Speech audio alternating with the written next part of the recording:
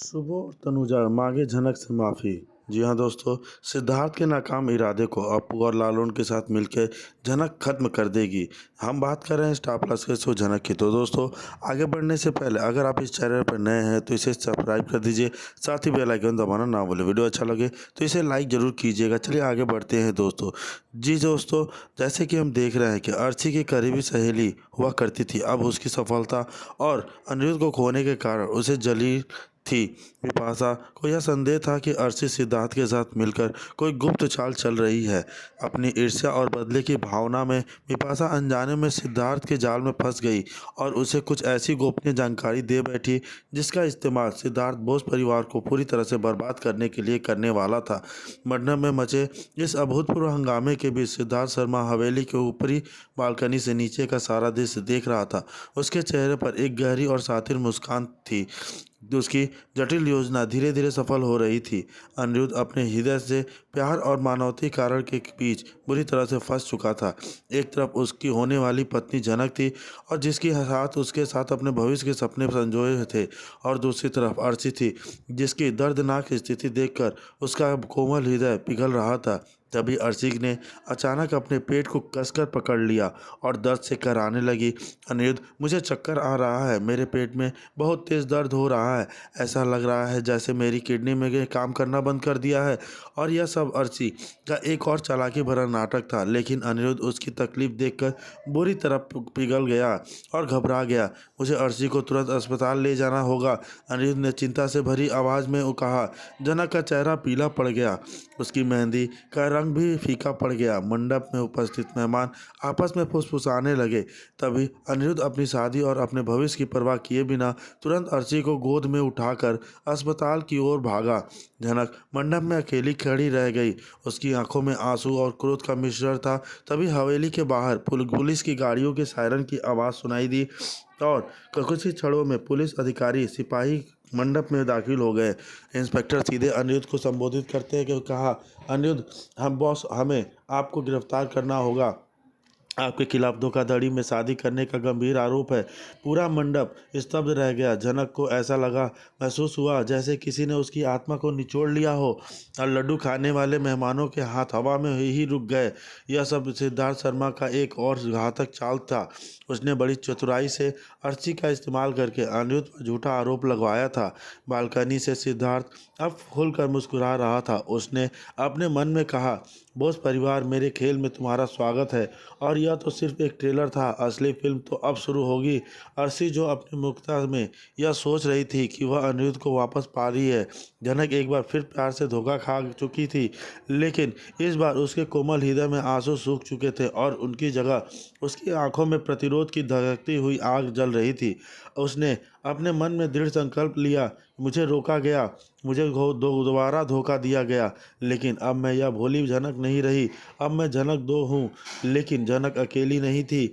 उसकी सबसे अच्छी दोस्त अप्पू हमेशा एक मजबूत स्तंभ की तरह उसके साथ खड़ी रहती थी। अप्पू ने जनक का हौसला बढ़ाया और उसे इस कठिन समस्या में टूटने नहीं दिया। दोनों ने मिलकर सिद्धार्थ शर्मा के नापाक इरादों का पर्दाफाश करने और अनिरुद्ध को बेगुनाह साबित करने का दृढ़ निश्चय किया। उधर अनिरुद्ध जेल की सलाखों के पीछे बंद था। वह पूरी तरह से प्रतिबद्ध था और समझ नहीं पा रहा था कि उसके साथ क्या सब हो रहा है। उसे सबसे ज़्यादा चिंता अपनी प्यारी जनक की थी। उसके पिता सुबह भी को जो पहले अनिरुद्ध के कुछ फैसले से असहमत थे, अब इस मुश्किल घड़ी में अपने बेटे को अकेला नहीं छोड़ना चाहते थे। उन्हें धीरे धीरे यह एहसास हो रहा था कि शायद उन्होंने जनक को गलत समझा और सिद्धार्थ की नीयत को खोट है। परिवार का वफादार और भरोसेमंद सदस्य लालन भी अनिरुद्ध को इस मुसीबत से निकालने के लिए हर संभव प्रयास कर रहा था। वह जानता था कि अनिरुद्ध कभी भी ऐसा धोखाधड़ी वाला काम नहीं कर सकता। जनक और अप्पू ने मिलकर सिद्धार्थ के खिलाफ ठोस सबूत इकट्ठा करना शुरू कर दिया। उन्हें जल्द ही पता चल गया कि सिद्धार्थ ही बोस परिवार के साथ सालों पुरानी गहरी दुश्मनी है, जिसकी वजह से वह इतना बड़ा और जटिल षड्यंत्र रच रहा है। लेकिन उस दुश्मनी की असली वजह क्या थी, यह अभी भी एक रहस्य बना हुआ था। जनक ने अब चुप रहने का फैसला त्याग दिया। उसने अपने और अनिरुद्ध के सम्मान के लिए हर कीमत पर लड़ना होगा। उसने अपू के साथ मिलकर एक साहसिक योजना बनाई जिसके तहत वे सिद्धार्थ को उसी के बुने हुए जाल में फंसा सके। एक दिन जनक और अपू के सिद्धार्थ से मिलने और का फैसला किया और वह चले गए उससे मिलने के लिए। खतरनाक शक्ति हो सकती है, लेकिन उसके पास और कोई विकल्प नहीं था। सिद्धार्थ अपने आलीशान और आधुनिक ऑफिस में बैठा हुआ था। तब जनक और अपू ने अंदर कदम रखा। अरे वाह, देखिए कौन आया है, सिद्धार्थ ने एक बनावटी मुस्कान के साथ कहा, लेकिन उसकी आंखों में एक ठंडी और सतर्क चमक थी। मेरी सफल दुल्हन और उसकी वफादार साथी। सिद्धार्थ शर्मा, जनक ने शांत लेकिन दृढ़ आवाज में कहा, तुम्हारा यह घटिया खेल अब खत्म होने वाला है। सिद्धार्थ एक कर्कश हंसी हंसा। तुम क्या करोगे जनक? तुम्हारे पास मेरे खिलाफ कोई सबूत नहीं है। तुम गलत हो अप्पू, आत्मविश्वास से बोली। हमारे पास सब कुछ है। तुम्हारी बोस परिवार के साथ पुरानी दुश्मनी का इतिहास, अर्शी को एक मोहरे की तरह इस्तेमाल करने का पूरा तुम्हारा प्लान है और पुलिस को झूठी सूचना देने का मूर्ख सबूता है। सिद्धार्थ का चेहरा पल भर में ही पीला पड़ गया। उसे जरा भी उम्मीद नहीं थी कि जनक इतनी जल्दी उसकी चालों को समझ जाएगी और उसके खिलाफ सबूत इकट्ठा कर लेगी। जनक ने अपनी बात जारी रखी, तुमने सोचा कि तुम प्यार का झूठा सौदा करके हमें बर्बाद कर दोगे, लेकिन तुम बुरी तरह गलत साबित हुए। प्यार में अटूट शक्ति होती है और उस शक्ति के साथ हम तुम्हें घूट चला देंगे। इसके बाद जनक और अप्पू ने बिना किसी देरी के पुलिस की और मीडिया के सामने सिद्धार्थ के सभी काले कारनामों के सबूत पेश कर दिए। सिद्धार्थ का असली और घिनौना चेहरा दुनिया के सामने आ गया। पता चला कि सालों पहले बोस परिवार के एक महत्वपूर्ण व्यापारी सौदे की वजह से सिद्धार्थ के पिता को भारी आर्थिक नुकसान हुआ था और तभी से वह अपने दिल में बदले की बाल पाले हुए था। अर्शी सिर्फ उसकी एक कठपुतली थी जिसे उसने अपनी जटिल योजना के अंजाम देने के लिए इस्तेमाल किया था। जब अर्शी को सिद्धार्थ की सच्चाई पता चली तो उसे गहरा सदमा लगा। जिस सिद्धार्थ को वह अपना उत्कर्ष और सच्चा प्यार मानती थी, उसने उसी से सिर्फ एक निर्दयी प्यार की तरह याद इस्तेमाल किया। उसे अपनी मूर्खता और लालच पर बहुत पछतावा हुआ। कोर्ट में सिद्धार्थ के खिलाफ मुकदमा चला और उसके सभी अपराध साबित होने के उसे कानून ने अनुसार कड़ी सजा मिली। अनिरुद्ध को सभी झूठे आरोपों से बरी कर दिया गया और वह जल्द ही जेल से बाहर आ गया। लेकिन इस पूरे घटनाक्रम में घटनाट अनिरुद्ध और जनक के रिश्ते को एक नया मोड़ दे दिया था। जनक अब वह भोली और सीधी सादी लड़की नहीं रही थी। धोखे और मुश्किलों की आग में तड़प कर वह और भी मजबूत आत्मविश्वास बन गई थी। अनिरुद्ध ने भी जनक की आंतरिक शक्ति, बुद्धिमत्ता और अटूट निष्ठा को एक सिरे से पहचाना और उसका और अधिक सम्मान करने लगा। तनुजा को भी अपनी पुरानी सोच और गलतियों का गहरा एहसास हुआ। उन्होंने जनक के सामने झुककर उसे माफ़ी मांगी और उसे अपने घर की बहू के रूप में पूरे दिल से स्वीकार किया। एक दूसरे को होकर रहेंगे। लेकिन इसके बाद अर्शी वाकई में पुलिस को बुला लेती है और पुलिस आकर शादी के माहौल में बवाल मचा देती है और अर्शी का आरोप होता है कि अनिरुद्ध ने बिना तलाक दिए दूसरी शादी करने की कोशिश की है और यह गैर कानूनी है। अब देखना हो बेहद दिलचस्प होगा कि क्या जनक और अनिरुद्ध भी मुश्किलों को पार करते हुए शादी कर पाएंगे या अर्शी का प्लान उनकी ज़िंदगी में नई मुश्किलें खड़ी कर देगा। जी हाँ दोस्तों, इतना ही नहीं, वहीं आगे हम देखते हैं कि जनक भी बोलती है कि हमें कोई नहीं रोक सकता क्योंकि हमारी शादी पहले ही हो चुकी है और हमारी शादी के बाद आप शादी की हैं। लेना है ले लो। अर्शी बोलती है, जनक मुझे एक गिलास पानी दे सकती हो? जनक अर्शी के लिए पानी लाने जाती है और अब अनिरुद्ध बोलता है, हमारी शादी की डेट फिक्स हो गई है। अर्शी बोलती है, मैं बहुत खुश हूँ, शादी से पहले हमारा डाइवोर्स हो जाएगा। जनक अर्शी से के लिए पानी और मिठाई लेकर आती है। अर्शी बोलती है, मुझे बस पानी चाहिए। जनक बोलती है, हमारे यहाँ पानी के साथ कुछ मीठा भी देते हैं। अनिरुद्ध बोलता है, अर्शी हमें भी खुशी होने का मौका दो, तुम कब सेटल हो रही हो? अर्शी बोलती है, जब मेरी शादी का डेट फिक्स होगा तो मैं तुम्हें पता चल जाएगा। अर्शी चली जाती है। अब दूसरी तरफ विनायक सृष्टि से पूछता है, अर्शी कहाँ है? सृष्टि बोलती है, जहाँ उसे होना चाहिए, वो सिद्धार्थ के पास है। अनिरुद्ध बोलते हैं, अभी अर्शी और अनिरुद्ध का डाइवोर्स नहीं हुआ है। अर्शी पहले अनिरुद्ध को डाइवोर्स देती है, उसके बाद करती। यह सब तो उससे यह सब करने के लिए ज़रूरत नहीं है। उसे सृष्टि बोलती है विनायक, अर्शी बड़ी हो गई है, वो ज़िंदगी में क्या करेगी फैसला उसका है। अब दूसरी तरफ बोस हाउस सभी बातें कर रहे थे झनक के बारे में।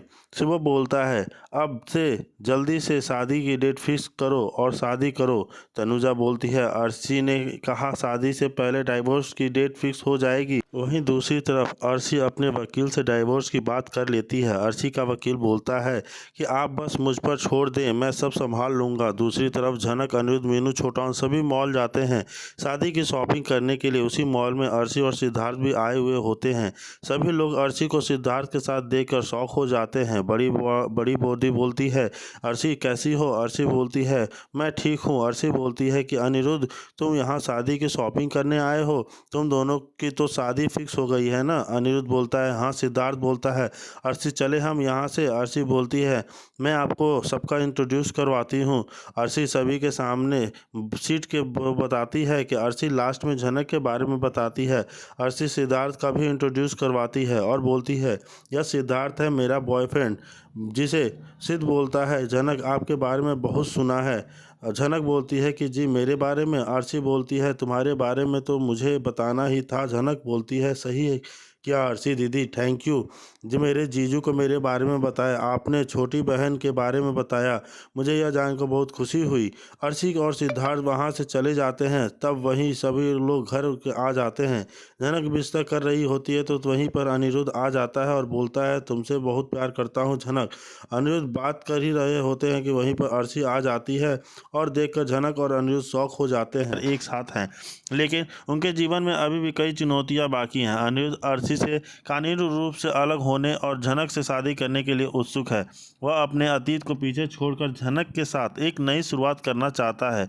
झनक हालांकि अनिरुद्ध के साथ अपने भविष्य को लेकर आशावादी है, पर उसके मन में एक अज्ञात आशंका बनी है। उसे लगता है कि कुछ बुरा होने वाला है और यह आशंका उसे परेशान करती है। झनक एक मजबूत और स्वतंत्र महिला है, लेकिन वह अनिरुद्ध और उसके परिवार के साथ अपने संबंधों को लेकर भी चिंतित है। दूसरी ओर अर्शी तलाक के लिए इच्छुक है।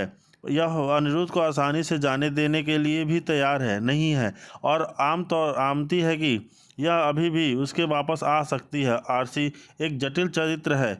जी हाँ दोस्तों, सुंदर और चालाक है। वह अपने लक्ष्यों को प्राप्त करने के लिए किसी भी हद तक जाने को तैयार है। तलाक की प्रक्रिया अगले दिन अनिरुद्ध तलाक की प्रक्रिया को आगे बढ़ाने के लिए आरसी से मिलने एक रेस्टोरेंट जाता है। उनके बीच तनावपूर्ण बातचीत होती है, जहां अर्शी अपनी कड़वाहट और अनिरुद्ध के प्रति अपनी नाराज़गी व्यक्त करती है। अर्शी अनिरुद्ध पर ताना मारती है और उसकी जल्दबाजी पर सवाल उठाती है। वह उसे याद दिलाती है कि कैसे उसने हमेशा अनिरुद्ध के जीवन में एक महत्वपूर्ण स्थान रखा है। अनिरुद्ध अर्शी के आरोपों का शांति से जवाब देता है। वह उसे बताता है कि रिश्ता अब काम नहीं है रहा और अलग होना ही सबसे अच्छा है। अनिरुद्ध अर्शी को यह भी बताता है कि वह झनक के साथ खुश है और उसके साथ अपना भविष्य बनाना चाहता है। अर्शी अनिरुद्ध की बातों से और भी अधिक क्रोधित हो जाती है। वह अनिरुद्ध को झनक के साथ उसकी कथित अर्थहीन में जीवन के लिए ताना मारती है। अर्शी झनक को एक खतना मानती है और उसे अनिरुद्ध से दूर करने की कोशिश करती है। अंततः अर्शी तलाक के कागजात पर हस्ताक्षर कर देती है, लेकिन वह अनिरुद्ध को बताती है कि वह तलाक की तारीख के बारे में उसे सूचित करेगी, जिससे अनिरुद्ध और झनक की शादी की योजना में देरी हो सकती है। अर्शी अनिरुद्ध को यह जताते हुए से नहीं चूकती है कि वह अभी भी उसके जीवन में एक महत्वपूर्ण भूमिका निभाती है। शादी की तैयारियां इस बीच मीनू और छोटान अनिरुद्ध और झनक की शादी की तैयारियों के बारे में उत्साहित है। वे चाहते हैं कि दोनों जल्द से जल्द शादी कर लें और अपनी नई जिंदगी की शुरुआत करें। हालांकि अनिरुद्ध और झनक दोनों ही तलाक की प्रक्रिया पूरी कर तक शादी की तारीख तय करने में हिचकिचाते हैं। मीनू और छोटान अनिरुद्ध और झनक को समझाने की कोशिश करते हैं कि उन्हें अब और इंतजार नहीं करना चाहिए। कहते हैं कि दोनों ने पहले ही बहुत कुछ सहा है और अब उन्हें खुश रहने का अधिकार है। मीनू और छोटान अनिरुद्ध और झनक को शादी की शॉपिंग करने के लिए भी मनाने की कोशिश करते हैं। झनक हालांकि शादी के विचार से खुश है, लेकिन वह अर्शी के इरादों के बारे में भी चिंतित है।